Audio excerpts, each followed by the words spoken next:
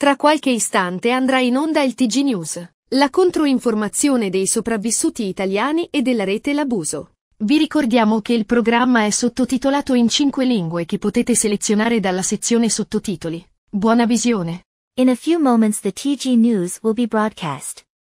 Counter-information from Italian survivors and the Abuse Network. We remind you that the program is subtitled in 5 languages which you can select from the subtitles section.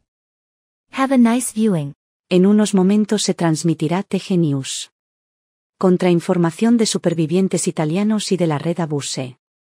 Te recordamos que el programa está subtitulado en 5 idiomas que podrás seleccionar en la sección de subtítulos. Buena visión. Dans quelques instants le TG News sera diffusé. Contre-information des survivants italiens et du réseau Abuse.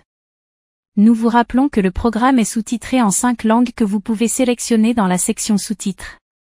Bonne vue. In wenigen Augenblicken können Sie hier die TG News sehen. Sie finden Nachrichten von italienischen Betroffenen und dem betroffenen Netzwerk in Italien, Rete de Abuso. Das Programm wird in 5 Sprachen untertitelt, die Sie im Menü auswählen können. Viel Spaß beim Ansehen.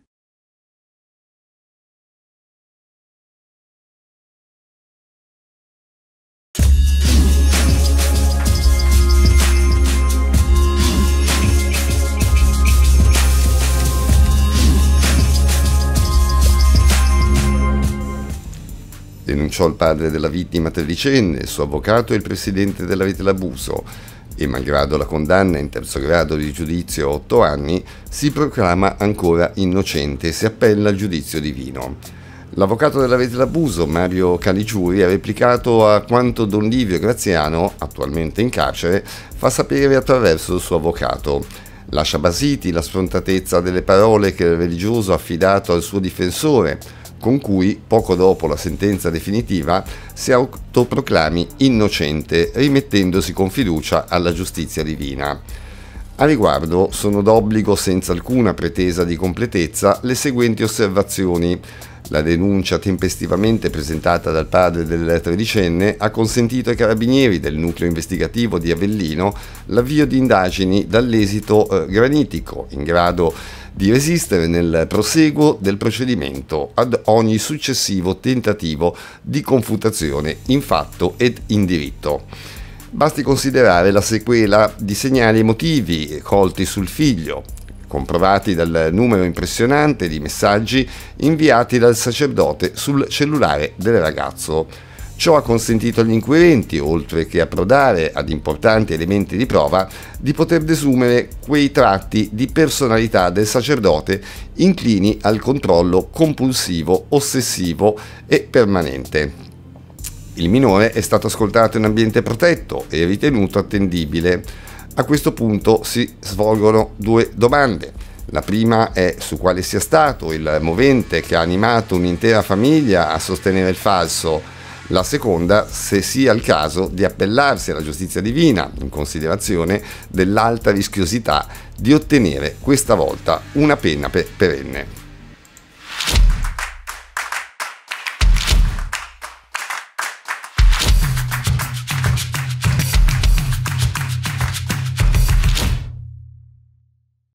È stato prosciolto dalle accuse di abuso sessuale su minore il cardinale canadese Gérald Lacroix, arcivescovo del Quebec.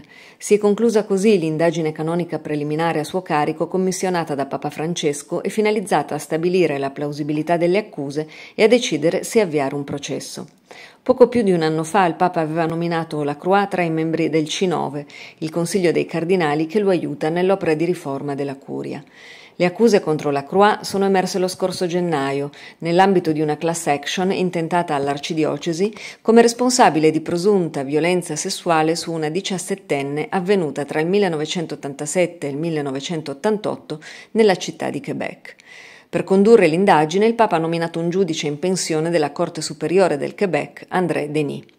La class action era stata autorizzata dalla Corte Superiore del Quebec nel 2022 e copriva chiunque avesse subito violenze sessuali da parte del clero o del personale laico della diocesi a partire dal 1940, raccoglie le testimonianze di 147 persone. Il cardinale ha sempre negato categoricamente le imputazioni a suo carico, ma si è temporaneamente dimesso dalle sue attività in attesa che la situazione si chiarisse.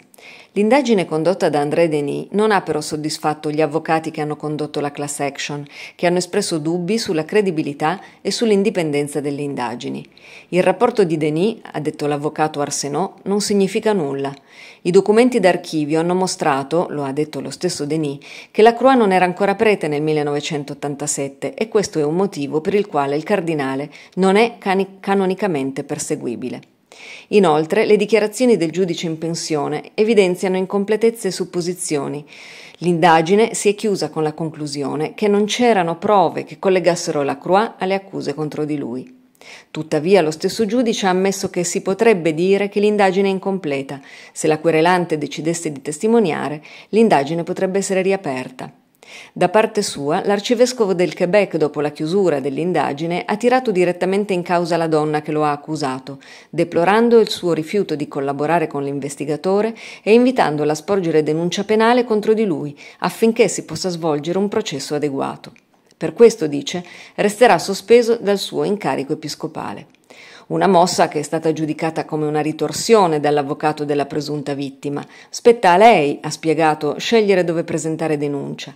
Ha scelto di farlo nell'ambito dell'azione collettiva.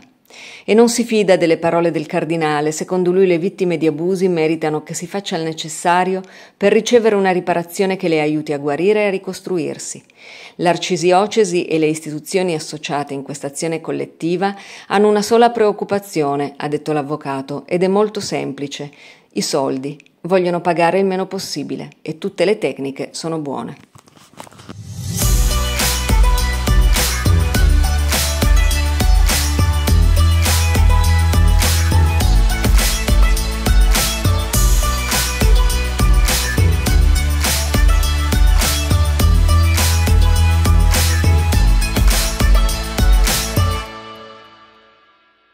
C'è una storiella che gira sul web da tanti anni e che racconta di un lavoro che tutti potevano fare, ognuno si aspettava che qualcuno lo facesse e alla fine non lo fa nessuno.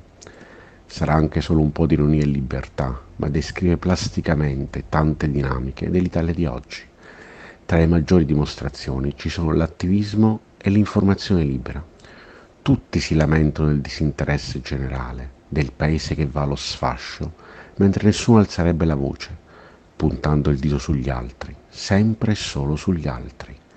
I social pullulano di tastieristi compulsivi indignati che denunciano le grandi manovre mondiali e si mostrano come non allineati, fuori dal sistema, che si scagliano contro un mondo marcio e corrotto, identificato sempre lontano, molto lontano.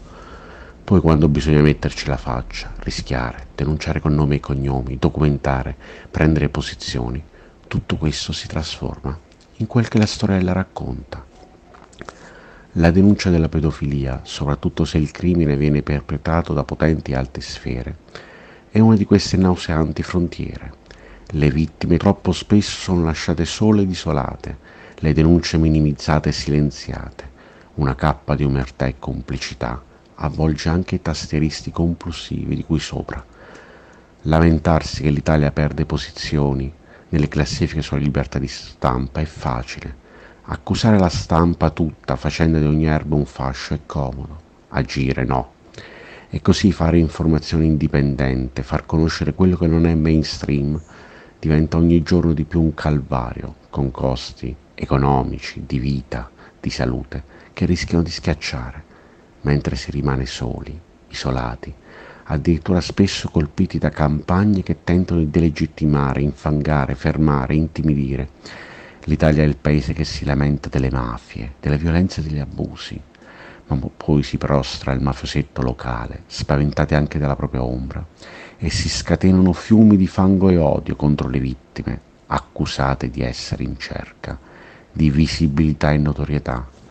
Ma è anche il paese in cui esiste l'unica associazione in Europa di sopravvissuti agli abusi clericali, Rete L'Abuso, il cui sito web è un archivio immenso e straordinario di notizie, e promotrice del TG L'Abuso e tante altre iniziative. La rete, per proseguire questo prezioso impegno, ha bisogno di sostegno e ha lanciato un appello nelle scorse settimane.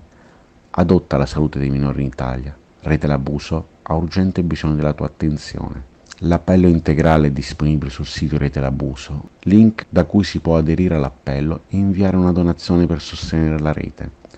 Questo appello arriva a seguito della notizia che il governo, nel passaggio dei registri delle ONG da regionali a nazionali, di fatto al momento ha perso tutti i vostri contributi 5 per 1000 donati dal 2020, che speriamo e tenteremo di recuperare, denuncia il presidente Francesco Zanardi.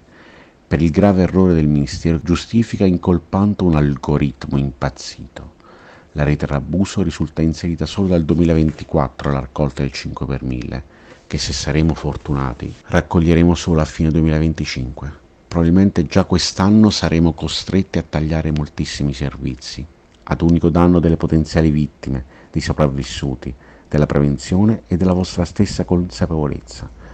Nessuno di voi, seppur oggi adulto, è estraneo al tema, in quanto tutti abbiamo figli, nipoti e affetti, oltre al dovere civico di tutelare i più piccini ed indifesi. Le potenziali vittime di stupro da parte di pedofili, che dalle proiezioni, solo nel clero italiano, arrivano a 1 milione di vittime. Per queste che riteniamo un'emergenza che rischia di far cessare l'unico punto di riferimento e osservazione in Italia, abbiamo promosso, come da tanti anni, tante altre realtà. Una campagna di emergenza per la raccolta fondi che puoi sostenere con una donazione a tua scelta, sia una tantum sia mensile ricorrente, è l'appello lanciato da Francesco Zanardi. Bastano solo 5 euro al mese, ovvero 4 caffè o meno di un pacchetto di sigarette, per poter continuare.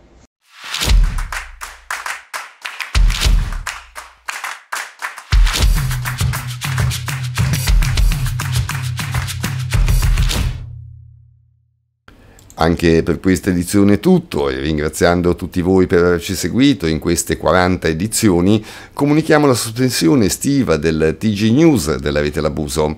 Vi auguriamo una buona estate e un arrivederci a settembre.